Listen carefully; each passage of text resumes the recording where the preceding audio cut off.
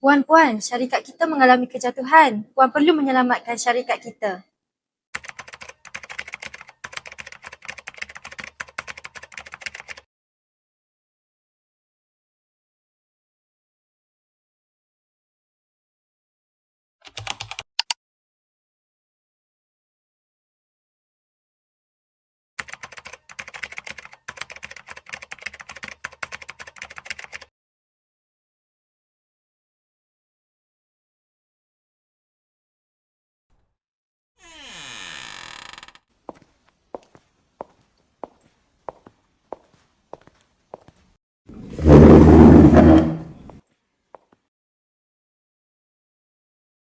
Aisyah, projek ni harapan terakhir syarikat saya tau.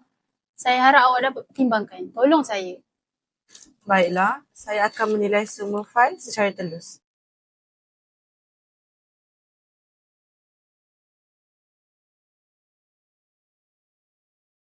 Aisyah, ni ada sedikit sagu hati tau. Saya harap awak pilih syarikat saya.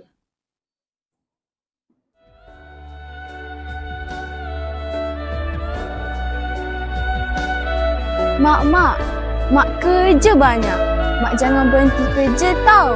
Nanti siapa nak jaga El? Ya El, Mak akan kerja keras demi El. Mak akan bawa El jalan-jalan serata dunia. Puan, maaf Puan, anda telah disyaki menerima rasuah. Sila ikut kami untuk siasatan lanjut. Mak jangan berhenti kerja tau. Nanti siapa nak jaga El?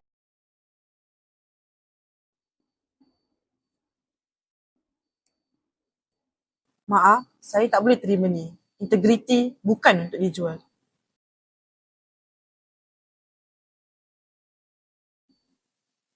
Hello, saya mahu melaporkan rasuah.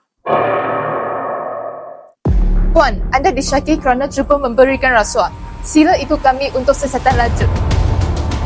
Tapi Puan, saya tak beri rasuah. Kena juga ikut saya.